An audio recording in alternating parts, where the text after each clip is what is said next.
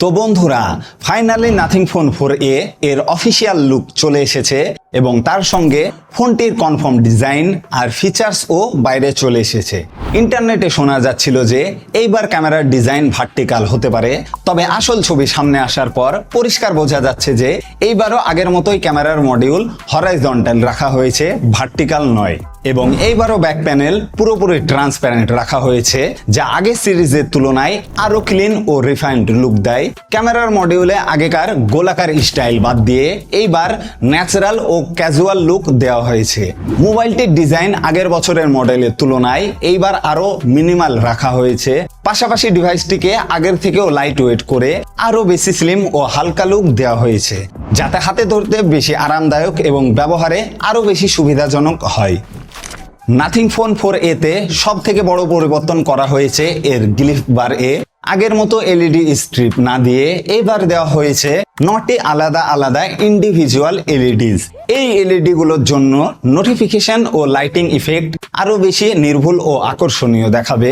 Nothing এর দাবি, এই নতুন সিস্টেম আগের এ সিরিজের মডেলের তুলনায় প্রায় 40% বেশি উজ্জ্বল দেখাবে। এখানে বাটনের পজিশনেও পরিবর্তন আনা হয়েছে।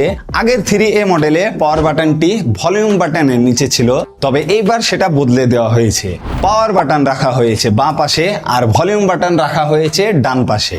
সব মিলিয়ে এই কয়েকটি পরিবর্তনের মাধ্যমে ফোনটির ব্যাক ডিজাইনে বেশ চোখে পড়ার মতো পরিবর্তন আনা হয়েছে এখানে। এবার কথা বলা যাক ক্যামেরা নিয়ে। অন পেপার ওয়াইজ স্পেসিফিকেশন দেখলে এখানে বড় কোনো পরিবর্তন আনা হয়নি। আগের মতোই রয়েছে 50 মেগাপিক্সেলের মেন সেন্সর, 8 মেগাপিক্সেলের আল্ট্রা ওয়াইড আর 50 মেগাপিক্সেলের টেলিফটো লেন্স, সঙ্গে 3.5x অপটিক্যাল জুম সহ। এখানে হার্ডওয়্যার একই থাকলেও সফটওয়্যারে উন্নতি আনা হয়েছে।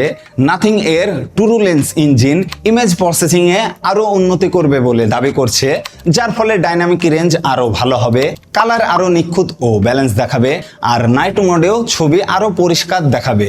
সুতরাং মেগাপিক্সেল একই থাকলেও ক্যামেরার রেজাল্ট আগের থেকে অনেক ভালো হবে এখানে। এবার আসি মোবাইলটার দাম নিয়ে। নাথিং কোম্পানির সিইও আগেই বলে দিয়েছে এইবার মোবাইলটার দাম কিছুটা বাড়বে গ্লোবালি, তবে পরিষ্কার বলেনি কত টাকা দাম বাড়বে এটার। বিভিন্ন লিক্সের কথা যদি সত্যি হয় তাহলে নাথিং ফোন 4a এর দাম বেশ অনেকটাই বেশি হতে পারে।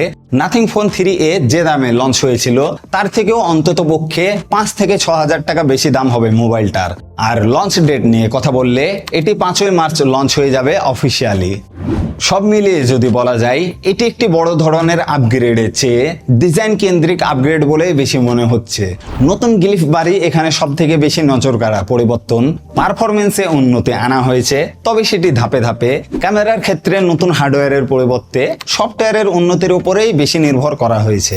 এখন যদি যুক্তিসঙ্গত কথা বলা হয় তাহলে এটি একটি শক্তিশালী মিড রেঞ্জ অপশন হতে পারে নাথিং ফোন 4a। এই আলোচনাটা যদি আপনাদের ভালো লেগে থাকে তাহলে ভিডিওটাতে লাইক দিতে ভুলবেন না। আজকের মতো এখানেই শেষ করছি। Tata, bye bye.